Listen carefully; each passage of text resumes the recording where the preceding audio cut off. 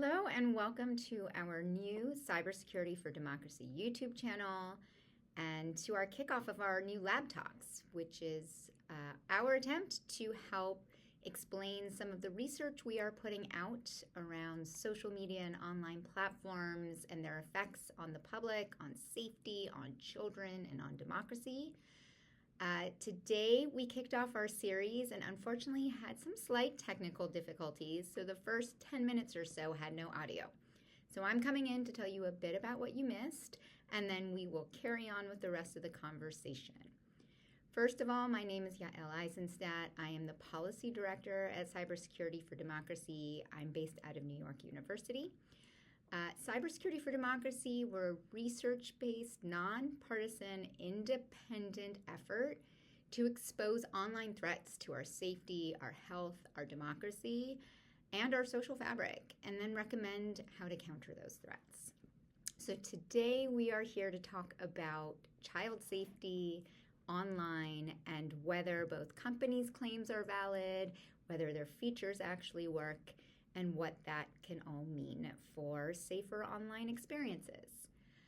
Again, unfortunately, the first two talks are going to be cut off a little bit, but the most important chunk of the conversation will still be here. So we had three speakers today.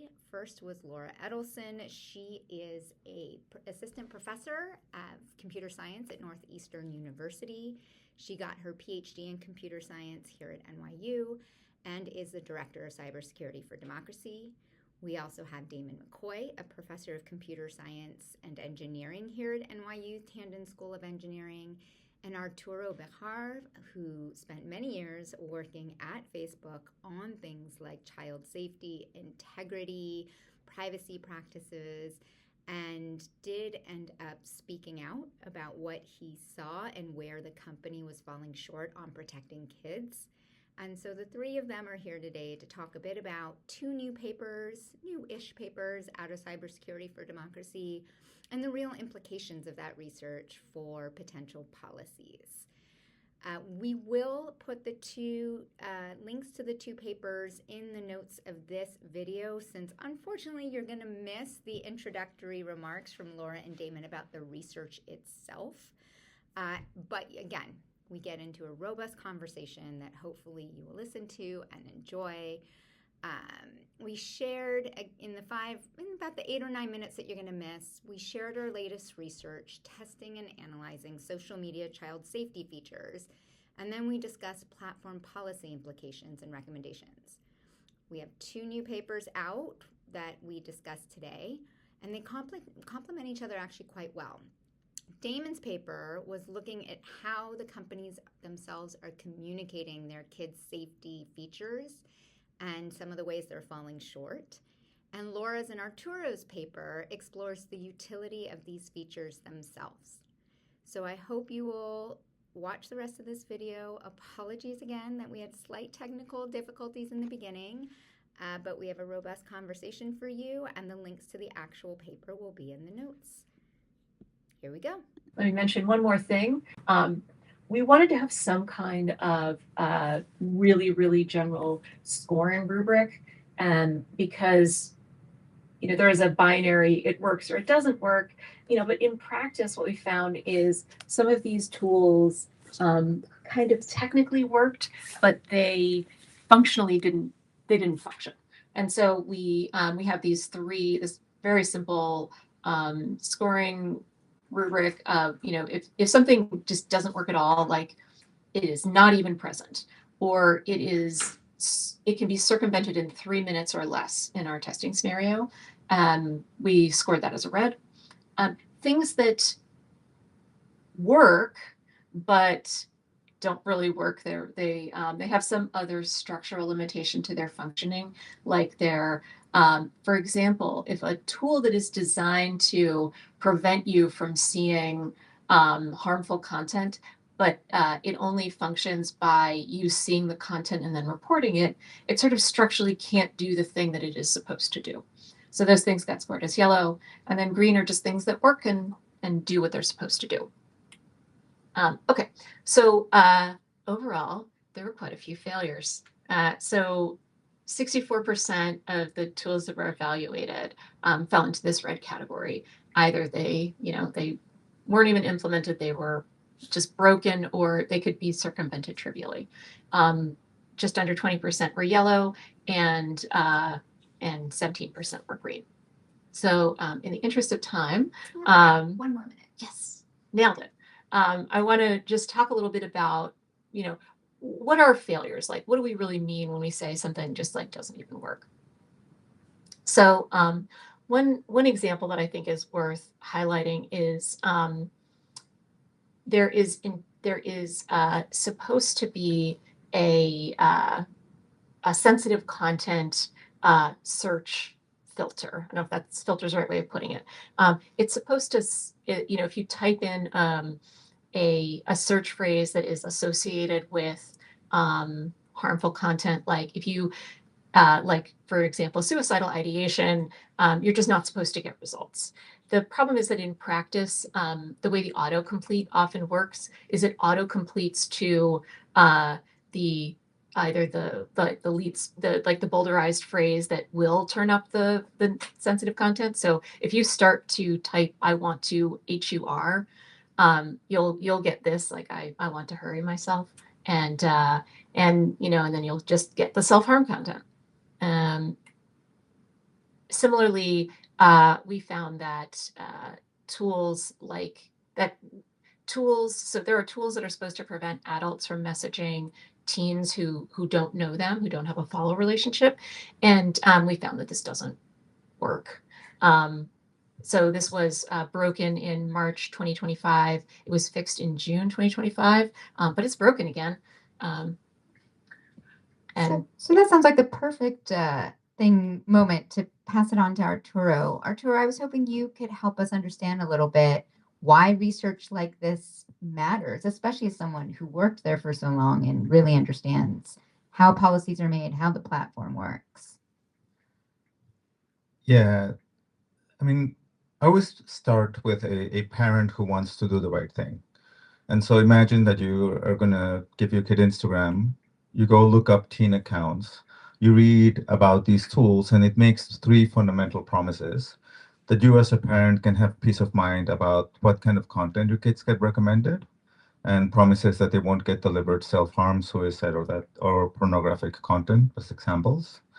That you have peace of mind of who they can contact, because adults cannot contact minors, and that you can have like peace of mind about time well spent, because they have all these controls to manage sort of this compulsive time spent use. And you read that and you go like, well, this is a good spot, right? And that's why this research is so absolutely essential, because we're now living in a time where companies will make these claims, and that's not what the product actually does. And so if you can accidentally end up looking at eating disorder content, as we found in the testing, and then once you look at it, it begins getting recommended in other services, turning that sort of amplification wheel of content into like a fire hose of eating disorder content. That's all product design. And that's something as a parent I would want to know. I would want every other parent to know. And so this kind of research is absolutely essential, because we cannot rely on the claims that the companies make about harm, and in particular the two ground truths that underlie all of this work. The first one is, what is the harm that teens are experiencing, right? By their own accord, like did you get unwanted sexual advances? Were you exposed to sexual content that was unwanted? Like all these things can be measurable from the perspective of the teenager, which is the right place, so then you know what interventions you can develop. And then the second ground truth is, do these safety tools work as promised, right? So that we can rely on those promises in the same way that if you want to buy a car, you look at consumer reports and you look at the safety rating for the car before you give it to a teen. We're not looking for perfect safety. We're looking for safety that we can understand, relate to, and make choices about. And so this research is absolutely essential, because companies are not doing it. It needs to be done independent, thoroughly documented, explained clearly. And this needs to be both given to the companies in the hope that they will react the right way, But if they don't, this research is absolutely essential for parents and then also for all of the people in the world who are working towards harm reduction, be it through legislation, litigation, or whatever means is available, community groups, all this. There's a lot of people who really care about this issue in the world, and this kind of work is empowering to them. And so, I mean, I'm so grateful to be able to be part of that process and the research that's happening here, because most of the world does not understand these things, doesn't have language for it, and their brains kind of like check out sometimes because it's like I don't understand Snap, or like so many parents I've talked to. So then the responsibility is on us to do the job of understanding and communicating clearly in the hope that it will lead to reduction of harm over time. All right, you all were so efficient in your remarks that we have extra time for discussion, which I'm excited about because I have a bunch of questions. Before we get into a bit more about your paper, I had one question I was hoping to draw out from Damon's paper. I read it again last night and saw multiple times you had this statement in there that platform communications usually revolve around describing safety features, not risks. Can you talk us through a bit what you mean by that and why that's important?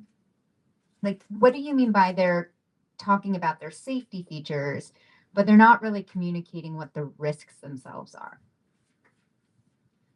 Sure. So again, this goes back to what I teach in my classroom to students, right? No defense is universal, no mitigation is universal. So it's incredibly important to understand what risks are being mitigated by a certain defensive feature. And so by not including this information about, oftentimes not including this information about what risks are mitigating, you just have this claim of this safety feature with, as a parent, you don't know what is the actual harm that might happen.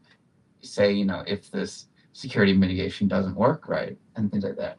And so this is really key that the company should be communicating both, the potential risk and how they're mitigating it with different tools. Thank you. I mean, I found that was such an important point.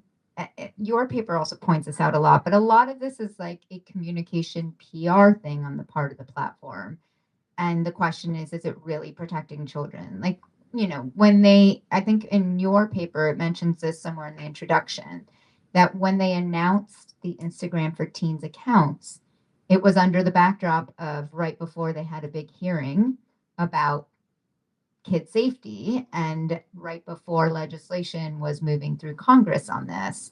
So both how they communicate and in practice are incredibly important. I'd love to get into sort of some higher level conversation, and this could really be for any of you. When you decide that you're going to research the platforms, especially on these really significant topics of how they are affecting children and youth, what are some of the challenges or limitations, even as a researcher, in how you're able to conduct the research, what you're able to find, whether it's interrogating their platform policies or their actual enforcement or the features? Maybe we'll start with Damon and then Laura. What are some of the limitations you're finding in doing this research? Sure, like I said, there are pretty obvious limitations as to only analyzing the communications that these companies were putting out. It gave us very limited insights as to what was actually happening beyond just how and when and what they were communicating to the public about their claims of safety features. And so, yes, this was a very limited viewpoint for independent researchers. And maybe more broadly, though, just trying to study social media platforms, like as a researcher, what are some of the bigger limitations there for how you're able to study them? Right. I mean, obviously, it would have been nice if the companies had provided much more detail, much more specifications. Maybe in public communications, maybe those communications were more directed towards people that were interested in really understanding their safety features, regulators, independent researchers, and they just weren't making the effort to provide these kinds of more detailed, more informative descriptions that, I hope internally they at least have these to understand what they're implementing.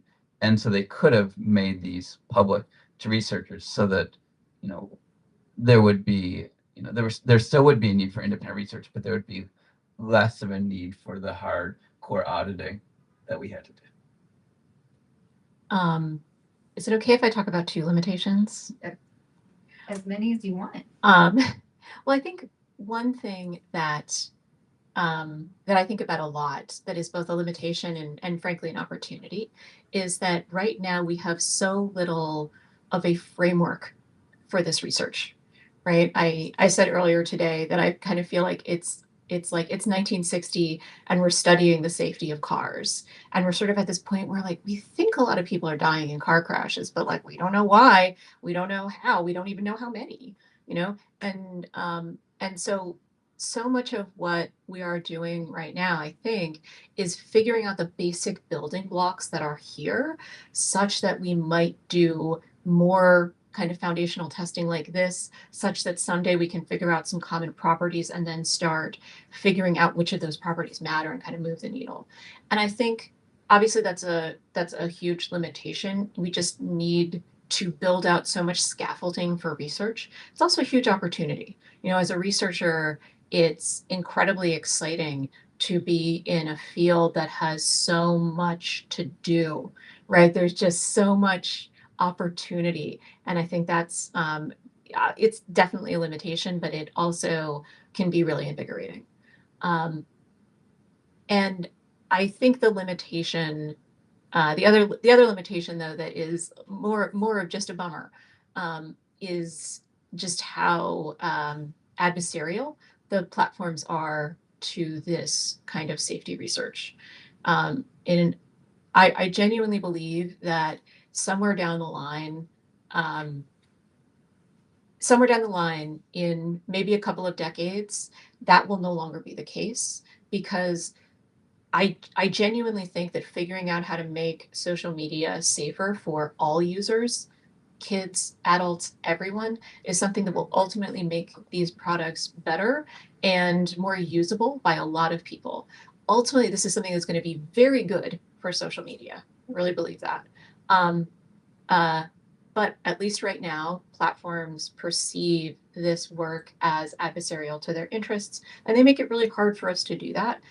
Some of these are in like ways really small. Like earlier today, I handed Zahan like a bag of phones and a SIM card and SIM cards, and it's like it's hard. It's just like it's a lot of setup. If anyone here tests stuff, like how the rigmarole you have to go through to test stuff, it's a pain in the butt. But also, we are regularly on the end of legal threats. One of these years, I'm going to go a calendar year without retaining a lawyer. It will happen some year, but it hasn't happened in a while. Yeah, just before I move to Arturo with a follow-up question on this, like just to really drive home this point, it's also gotten worse in recent years in terms of access to data and access to tools to be able to research these platforms, whether it was X closing off the Twitter fire hose or charging an exorbitant amount so that researchers wouldn't even be able to access it, whether it was killing off CrowdTangle at Meta. Like, it's not just that some of the platforms perceive this kind of research as adversarial. They have made it harder over the years as opposed to easier. Sticking to this topic about why this research is important, Arturo, I'd love to hear a bit. Obviously you worked in the platform for longer, definitely much longer than I did. I'd love to hear a bit about how research, when you were there, did you find research, whether internal or external, what role was it playing in some of the, whether it was design decisions, policy decisions? I would love to know how you felt research was incorporated into the work and what you would like to see moving forward. So for questions like this, I tend to have a two-part answer. One is 15 years ago now, for 5 years, what these companies could do if they chose to, because it's what I did when I was there, was bring in academic researchers into the product teams.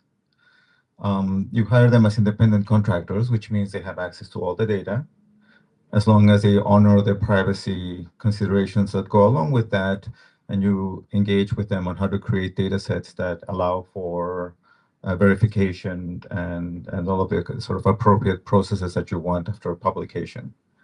And we did that for years. And the reason for doing that is that the expertise that the companies have is in building products and things that people use, and how to get people using things.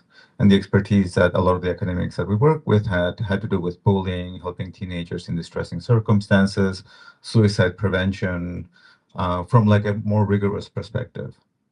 So that's what I believe should be in place, right? There should be people embedded in with full access to data who will treat the data respectfully, and then who help create data sets that increase understanding on the outside. Because a lot of these questions, we're sitting in a room with the lights out, kind of feeling around for whatever scraps we tend to have access to, with somebody who swats our hand constantly, depending on where we go.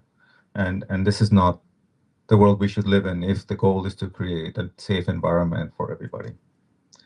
Now, when I came back in 2019, all that had been stopped and dismantled. And what I found instead was a company that disregarded both internal and external research. Like, I don't know if how many of you are familiar with BIF, but we found that 1 in 8 13 to 15-year-olds get unwanted sexual advances on Instagram every 7 days. This is one of 18 staggering stats.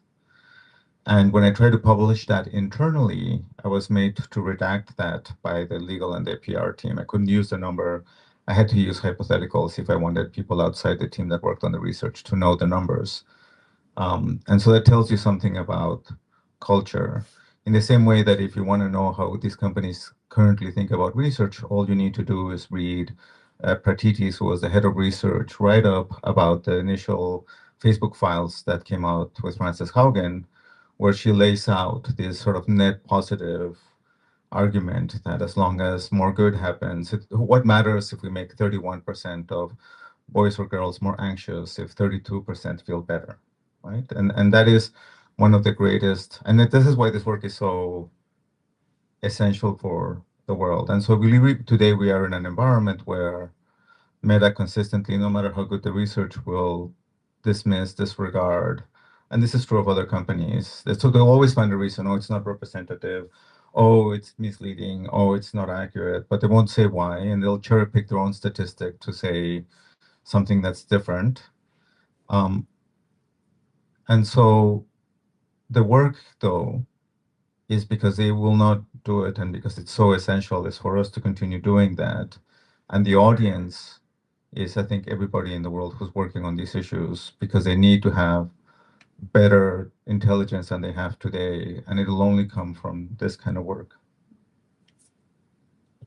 I'm so glad you used the word audience, because I was actually going to use audience in my next question, which is kind of for all of you. And I'm going to go through a few more questions, and then we're going to open it up. So start thinking about what you would love to ask these wonderful folks here, whether you're online or in person.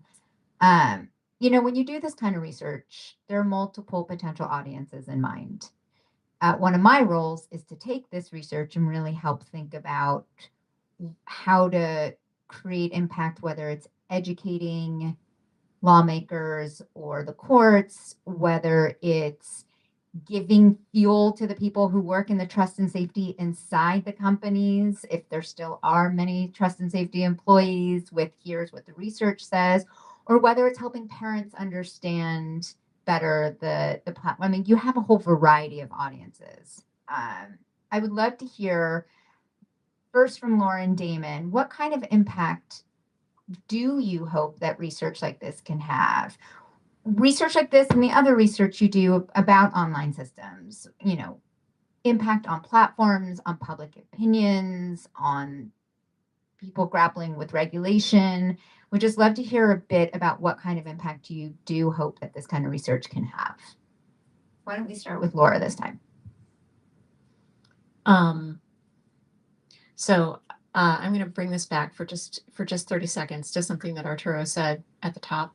Where he talked about the fact that what we're looking for is safety we can measure. And I think shifting to this world where we think about something as being either safe or unsafe, which is silly. That's not how anything that exists in the world is. To thinking about it in a more like realistic and broken out way. So we can think about different types of risks, and we can think about who is vulnerable to those different types of risks, and we can think about building mitigations and safety systems that protect those people. And so to bring it to your question of, what's the policy impact we're trying to have, I think that what I very much hope is that research like this and the rest of the research that the lab does around social media can make it impossible to have that, frankly, very simplistic and boring conversation, and enable a conversation in the policy space that acknowledges, one, the fact that these are products. They're not like dragons that someone caught out in the wild, right? We're talking about systems that people made, and they were made the way they are mostly for a reason, just to say, a business purpose, and they could be made some other way. And figuring out how to make them safer, at least the first step is to stop thinking about safety as a binary monolith and to start thinking about a range of risks, how design features contribute or protect against those different risks, and starting to think about safety as this, as the network of things that it is. That's what I'm really hoping for. So the study that I was talking about was looking at communication. So the ultimate goal as a researcher is to first do robust, rigorous, methodical research on what claims are being made here. And then through an academic publication, obviously you're probably speaking largely to another academic audience, but that's why I'm here doing events like this, so that I can talk to other audiences about what we've seen. And in the case of these claims, I guess a story that I didn't include, recently, I had a trip to DC for a conference, and right as I got off the plane, what was the first ad that I saw there? It was an Instagram Teens ad, again, making what I, as a security professional, consider to be kind of over the top claims about what Instagram Teen is delivering in terms of improved safety. And then as I'm leaving DC through a train, what's the last ad that I see as I'm leaving DC? And so clearly this communication really matters. These companies are spending a lot of budget communicating these things to parents and teens. And so I want these communications to improve. I want them to be more robust, more rigorous, more meaningful, and more transparent about the actual safety and what's actually being delivered by these companies. So I'm going to have one more for Arturo, and then we're going to open to discussion. But I mean, a key thing I'm hearing both from you guys and something I've been saying forever is we're letting this industry grade its own homework. And this industry affects so many parts of our lives, and they are evaluating themselves. And so something in that dynamic has got to change. Arturo, I'd like to, for this portion of it, wrap it up with talking a bit about, right now on Capitol Hill, the one social media issue that has broken through at all lately is the kid safety conversation. And I'm going to say in part also because of you and what you were brave enough to share with the world about your work there. So why do you think the kids' safety conversation is sort of the one breaking through? And also, what role might academic research play in this conversation about how our legislators might be able to grapple with kids' safety online? Yeah, I've been when I did my Senate Judiciary hearing, it was a full house on both sides. And when I came out, the clerk went, "I've never seen that." That they all agree. I've never in my entire life have seen that. Um, it's a moment right now. Like it's a moment in the world. It's a moment in with Australia and the work they're doing there. It's a moment in the European Union and the work they're doing around the DSA. It's a moment in the UK as they learned what it means to actually to have a law and try to implement it. Don't assume that a law passed means anything more than and now the work begins, right?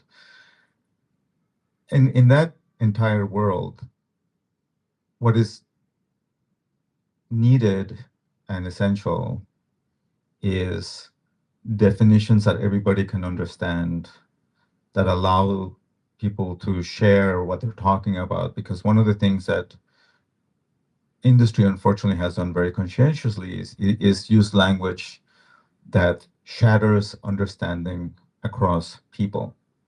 So if they say hate speech, if they say bullying and harassment, we hear what we think of that.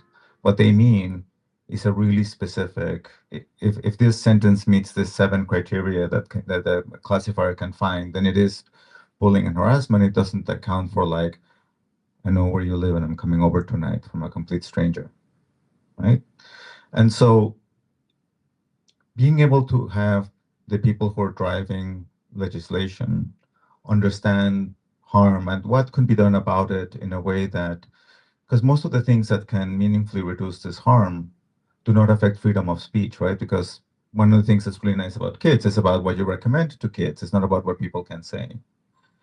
And so going back to the one thing you didn't talk about the paper, but I think is I hope comes out of the work that we and you do is, for example, a definition of a safety tool that we all can agree on, right? If we can say it protects, right, and protects others, it's on by default, and we have this criteria that listed out, and then somebody who doesn't really have the context that we do can read that and then can use that to look at something and say, oh, wait, that's not a safety tool. I see that press release and I understand that press release is talking about something that's not a safety tool.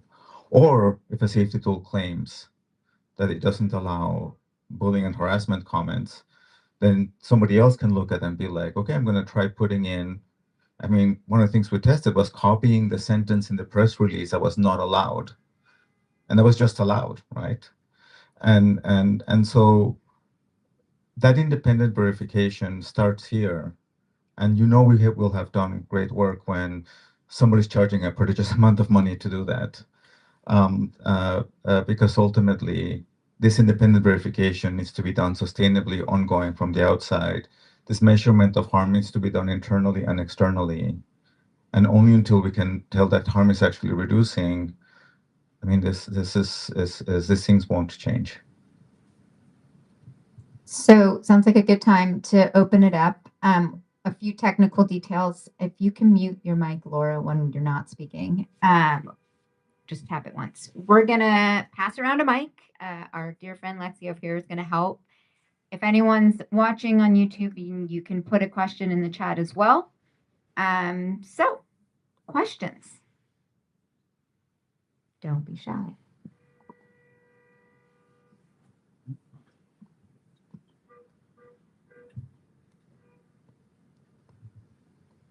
Hi, thanks very much for sharing all of your perspectives. This is a methodological question, and I might have missed this, but you mentioned evaluating 53 safety tools. What differentiated a safety tool from a non-safety tool? Because we know there's a wide variety of different at-risk groups like teenagers, activists, sex workers, that use tools in quite interesting ways for defending themselves. So for example, shutting down your account, did that come under kind of safety tools, or were you only going based on what was actually specifically named in the 350 plus press releases?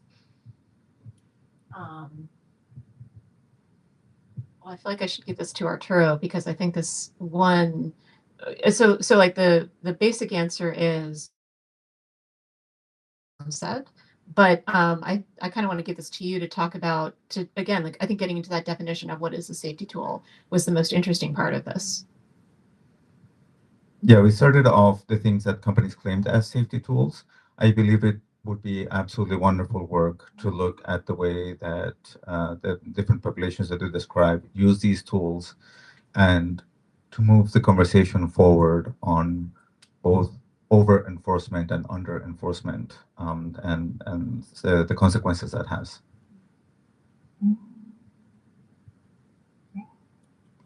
This is a question about child safety and age verification. So obviously there's like a trend where a lot of companies and platforms are trying to age gate certain services unless like you can somehow prove your age.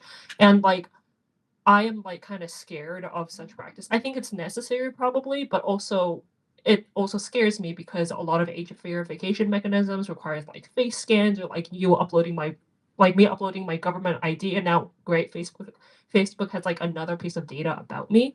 And how do you so my question is how do you balance like the need to like keep certain vulnerable groups from seeing certain pieces of content with like making sure that people's privacy are being respected when we're trying to verify their age? This sounds like an Arturo. So the thing that's really missing in the age verification conversation today is the model behind it. So it should be designed for well-meaning people putting in accurate information and that just working. And then the further steps are when in doubt, then you might want to do more proofing, right? So when it's apparent that somebody is claiming to be a teenager and they might be under 13, then you need to have a product sort of pathway there. When somebody's pretending to be older, right, you want a product pathway there. When somebody's older that's pretending to be younger, and there's lots of signals about this, and then you can drastically minimize the number of people that you're asked to provide further information about proofing. And but I do believe that today platforms play the everybody's going to have to give their ID and get face scans and it's terrible for privacy angle, whereas that's just not true as one of the means they're trying to sort of confuse the conversation, right? In the ideal world, if I have a kid and I give them a phone and I put the age on the phone, that should be communicated up and down the stack in a way that is not circumventable by the kid ideally. And every time I say not circumventable, there's always kind of like what Damon said in terms of the perfection of these mechanisms. But we have to reframe the conversation so that people don't really make you believe that the only way to do this is something that's a grave privacy attack on everybody, because that they will try to do that in order to like, sort of explode the need. Can I just? Oh, I was just going to say, it respond? sounds like a perfect example of the communication from the company not necessarily meeting the reality. Well, I think there's like two problems that are bound up here, really inextricably. And one is that, at least on this issue, the platforms frequently misrepresent what is possible and what they know. Man, kids are just they're not that hard to spot on a platform.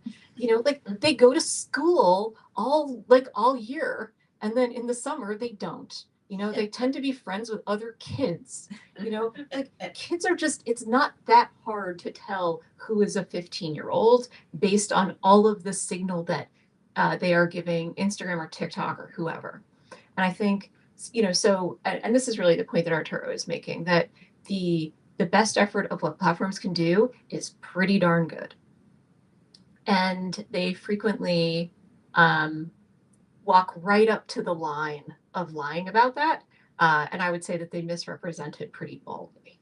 So let's just sort of acknowledge that fact that platform representations about age verification often just don't pass the smell test and go against, honestly, what you can, like, I bet in about 5 minutes you could think of a bunch more patterns like that. It's not that hard. And then, you know, but then getting into the other issue that I think is worth acknowledging is that yeah, sometimes age verification requires handing over more information. And that's real, you know? And I think the question we'll have to ask ourselves is what's the delta in both directions? Like, what's the delta of information that you are giving a platform in that case? And what's the delta of harm that it might prevent? And the reason I think that both of these questions are worth asking is that, to Arturo's point, like making a best effort is like that best effort is going to be pretty good. And I think it's really worth thinking a little bit about which are the different harms we're trying to prevent in which cases, and when is it worth kind of amping up the costs, the cost in privacy, the cost in money. Because the reality is like some of these harms are really, really bad. It is quite bad to have an adult who is masquerading as a minor on a platform, but that's actually has pretty serious potential for harm. There is pretty serious potential for harm for minors representing themselves on certain platforms and less on others. And so this is where I think we have to acknowledge that there's a cost there so that we can think about when it's worth paying. Yeah, I'll just throw in really quickly and then we'll go to the next question. One of the things that's often missing when we're talking about these kinds of questions in the public debate is that everything has a trade-off. Right now we talk about things in really absolutist terms, especially those with skin in the game, right? The platforms will say it's all this or this. We absolutely can't do that, or we can do this. Every single one of these questions has a trade-off. And we're going to have to figure out as a society where do we agree the trade-off nexus is, because there are no simple solutions that don't have, to your point, another potential trade-off. Anyway, we have another question. We have probably time for 2 more questions. Thanks so much for this conversation. I have a question, I guess, building off of these trade-offs, this question about how do we decide, and also building off the analogy, Laura, that you mentioned earlier about cars and car safety and the institutions that we now have for like car safety or air safety, traffic, those kinds of things. One thing that I've heard is that policymakers don't understand technology, and that's why we don't have good regulation. At the same time, Congress people are not experts on air safety, cars, etc., and we still do have standards. So that tension, how do we get past it? Where do we need to go? Yeah, I really have to say that one of the things they sell you really hard that I bought in for my entire lifetime. I was working in technology and it took a few years for it to wash off, is precisely this, like people can't understand technology. And so how will they ever pass a decent rule? So having spent the last couple of years talking to those people, the staffers are brilliant and they're the ones who help write the things. And if you put the right knowledge in their hands, it makes such a difference in the world. And so that's why this work is so important, because I think that we have a responsibility, if you understand these things, to help the people in that position to understand them as well as we do, because they mean well. They don't want to, most of them don't want to overreach, some do. But without that work, the fundamental approach from the industry has been blindfold the lawmakers, spin them around and hand them a stick. And then go like, you see, that law is so terrible. This is another example of why these people don't understand this stuff. And it's a ruse. Sorry, Yeah, if I may add to this, because this is the thing I've been trying to debunk for many, many years as someone who worked in government for many years before going to work at the platforms. It is true that there are lawmakers who do not understand how the technology works. That is absolutely an accurate statement. And to your point, like many lawmakers are not food scientists and yet somehow managed to figure out that we needed rules and principles to safeguard the safety of the food we consume. Their staffers are the ones who are hired on to be different experts in different realms. But the platforms are also actively trying to make sure that the messaging to legislators, it is too complicated for you to understand, so just trust us. Now, where the extra diligent work of the types of stuff that Laura and Damon do really help is not only in educating the lawmakers, but also when you get to the point of, is this even enforceable? Is this like the technical details? There are researchers whose work can help guide and inform that. But I will constantly push back on the talking point that your lawmakers are just too stupid to be able to do this. So just trust the companies. I know that's not what you're saying, but that's the talking point that the companies want you to believe. Just to say really quickly, that's our job. Like, it is our job to make this stuff eligible. It's your job. It's everybody in this room. It's like it's our job.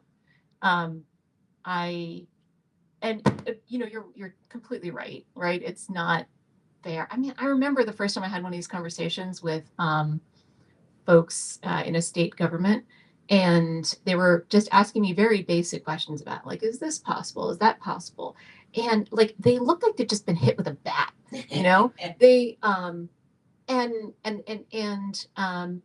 I was sort of saying, yeah, it's like, let me explain this thing, let's just walk through it. And they're like, thank you, I was very, very confused about this point, and now I understand this. And it was because their prior call had been with people from a platform that I will not name because that feels rude. And but I think this is where we as a community need to be not just speaking to one another, and we need to be creating metrics and measures and standards that are usable by policymakers and understandable by the public. Because again, like, people are dumb, but they do need tools because they're also not experts. To go back to cars, I mean, how many people in this room know how an internal combustion engine works? Yeah, a few. Yet we can all function in the world, and we can all think about how cars work. And that's the kind of foundational work we need to do. So we have 1 more minute. I see that we have one last question. Yes, you mentioned the word standards, and that's kind of what I was thinking. There is a need, maybe perhaps, for standard definitions, standard practices. If we call something safe, what does that mean?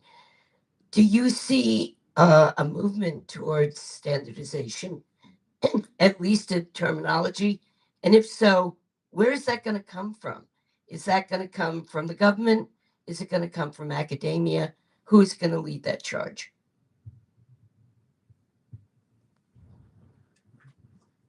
I think it's going to come from academia, and I think again, all of us need to be leading that charge. Damon and I worked on a paper that came out last year that proposed particular characteristics of feed algorithms. That was our attempt to figure out what are the essential qualities of feed algorithms that vary between platforms. We aren't even at the place where we can start to do safety research, because we're still naming some of these properties, but so much of this is kind of just out there waiting to be researched. So I think there's a whole bunch of really interesting questions about that from so many aspects of platform design and system functioning that could fill up many research agendas. So that's where I think it's going to come from the research community. So with that, thank you for attending our first of our series. We have about one scheduled a month. You can either subscribe to our newsletter, Cybersecurity for Democracy, to keep getting the information. Obviously, those of you in the building will be informed. So please just join me in thanking our speakers.